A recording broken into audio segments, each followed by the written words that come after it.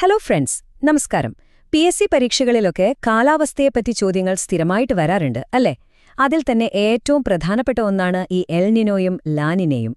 നമുക്ക് ഒരുപാട് ദൂരെയുള്ള പസഫിക് സമുദ്രത്തിൽ നടക്കുന്ന ഈ മാറ്റങ്ങൾ എങ്ങനെയാണ് നമ്മുടെ കേരളത്തിലെയും ഇന്ത്യയിലെയും മൺസൂണിനെ അങ്ങ് പിടിച്ചു കുലുക്കുന്നതെന്ന് നമുക്ക് സിമ്പിളായിട്ടൊന്ന് മനസ്സിലാക്കിയാലോ?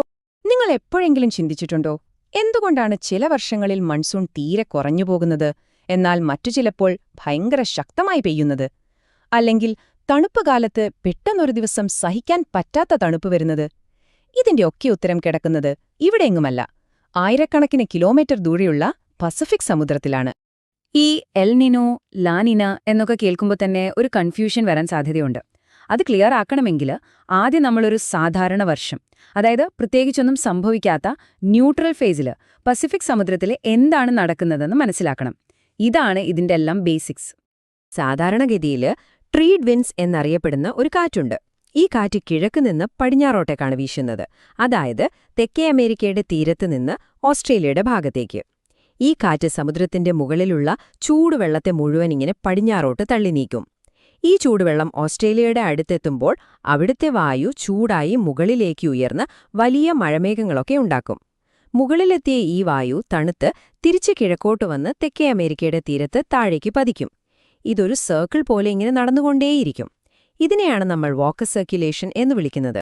അപ്പോ ഈ ചൂടുവെള്ളമൊക്കെ പടിഞ്ഞാറോട്ട് പോയല്ലോ, അപ്പോ തെക്കേ അമേരിക്കയുടെ തീരത്ത് ഒരു ഒഴിഞ്ഞ സ്ഥലം പോലെ ആയില്ലേ?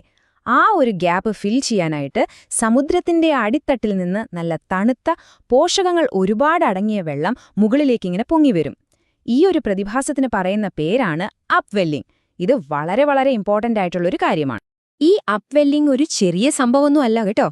ആഴങ്ങളിൽ നിന്നുള്ള പോഷകങ്ങൾ മുകളിലേക്ക് വരുന്നതുകൊണ്ട് പെറു, ചിലി പോലുള്ള രാജ്യങ്ങളിലെ തീരങ്ങൾ ലോകത്തിലെ തന്നെ ഏറ്റവും വലിയ മത്സ്യബന്ധന കേന്ദ്രങ്ങളായി മാറുന്നു.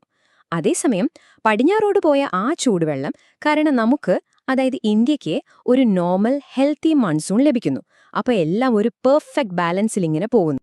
പക്ഷേ എല്ലാ വർഷവും ഈ ഒരു ബാലൻസ് അങ്ങോട്ട് നിലനിൽക്കില്ല. ചില വർഷങ്ങളിൽ ഈ സിസ്റ്റം ആകെ താളം തെറ്റും. അപ്പോഴാണ് നമ്മുടെ എൽ നീനോയുടെ വരവ്. സാധാരണയായി ഡിസംബർ മാസത്തിൽ ക്രിസ്മസിനോടടുത്താണിത് വരാറുള്ളത്. അതുകൊണ്ടാണ് സ്പാനിഷിൽ ഉണ്ണിയേശു അല്ലെങ്കിൽ ചെറിയ ആൺകുട്ടി എന്നൊക്കെ അർത്ഥം വരുന്ന ഈ പേര് വന്നത്.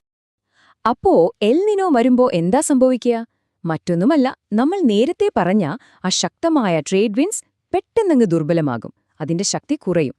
കാറ്റിന്റെ ശക്തി കുറയുമ്പോൾ ഓസ്ട്രേലിയയുടെ തീരത്ത് തള്ളി നിർത്തിയിരുന്ന ചൂടുവെള്ളം മുഴുവൻ തിരിച്ച് കിഴക്കോട്ട്, അതായത് തെക്കേ അമേരിക്കയുടെ തീരത്തേക്ക് ഒഴുകിത്തുടങ്ങും.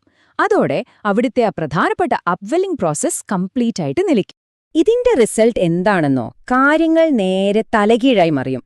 സാധാരണ നല്ല മഴ കിട്ടുന്ന ഓസ്ട്രേലിയയിലും ഇന്തോനേഷ്യയിലുമൊക്കെ കടുത്ത വരൾച്ച വരും. നേരെ മറിച്ച് സാധാരണ വരണ്ടിയിരിക്കുന്ന തെക്കേ അമേരിക്കൻ തീരങ്ങളിലാണെങ്കിൽ ഈ ചൂടുവെള്ളം എത്തിയതോടെ കനത്ത മഴയും വെള്ളപ്പൊക്കവും ഉണ്ടാകും. അക്ഷരാർത്ഥത്തിൽ പറഞ്ഞാൽ കാലാവസ്ഥ മൊത്തത്തിലൊന്ന് കൺഫ്യൂഷനാവും.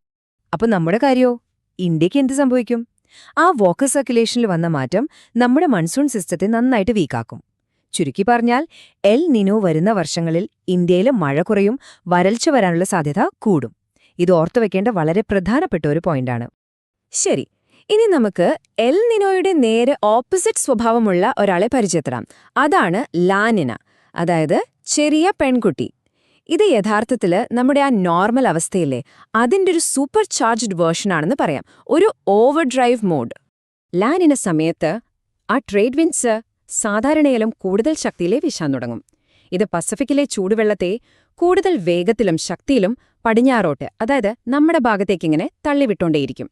ഇത് ഇന്ത്യയെ രണ്ട് പ്രധാനപ്പെട്ട രീതിയിലാണ് ബാധിക്കുന്നത്. ഒന്ന്, നമ്മുടെ ഭാഗത്തേക്ക് കൂടുതൽ ചൂടുവെള്ളം വരുന്നതുകൊണ്ട് ഇന്ത്യൻ മൺസൂൺ സാധാരണയിലും വളരെ ശക്തമാകും. ചിലപ്പോൾ വെള്ളപ്പൊക്കത്തിന് വരെ ഇത് കാരണമായേക്കാം. രണ്ട്, നമ്മുടെ ശൈത്യകാലം, പ്രത്യേകിച്ച് നോർത്ത് ഇന്ത്യയിൽ കഠിനമായ തണുപ്പുള്ളതായിരിക്കും. ഈ രണ്ട് പോയിന്റും വളരെ പ്രധാനപ്പെട്ടതാണ്. ഈ ചാർട്ടിലേക്കൊന്ന് നോക്കിയേ. ഒറ്റനോട്ടത്തിൽ തന്നെ കാര്യം പിടികിട്ടും. കണ്ടോ, എൽ നിനോ സമയത്ത് മൺസൂൺ ഗ്രാഫ് താഴെയാണ്, അതായത് വീക്കാണ്. ന്യൂട്രൽ അവസ്ഥയിൽ അത് നോർമൽ ലെവലിലാണ്. എന്നാൽ ലാനിന സമയത്ത് നോക്കൂ, മൺസൂൺ ഏറ്റവും പീക്കില്, അതായത് ഏറ്റവും ശക്തമായിരിക്കും. ചിത്രം കാണുമ്പോൾ തന്നെ കാര്യം ക്ലിയർ ആണല്ലോ. ഇതാ നമ്മൾ ഇത്രയും നേരം പറഞ്ഞ കാര്യങ്ങൾ ഈ ഒരു ടേബിളിൽ ഒതുക്കിയിരിക്കുന്നു. ട്രേഡ് വിൻസ് എൽ നിനോയിൽ വീക്ക്, ലാ നിനയിൽ സ്ട്രോങ്. ചൂടുവെള്ളം എൽ നിനോയിൽ കിഴക്കോട്ട് വരുന്നു, ലാ നിനയിൽ കൂടുതൽ പടിഞ്ഞാറോട്ട് പോകുന്നു. ഇന്ത്യയിലെ മൺസൂണിലുള്ള സ്വാധീനം എന്താണ്? എൽ നിനോയിൽ കുറവും ലാ നിനയിൽ കൂടുതലും. ഇത്രയും ഓർത്തുവെച്ചാൽ മതി, സെറ്റാണ്.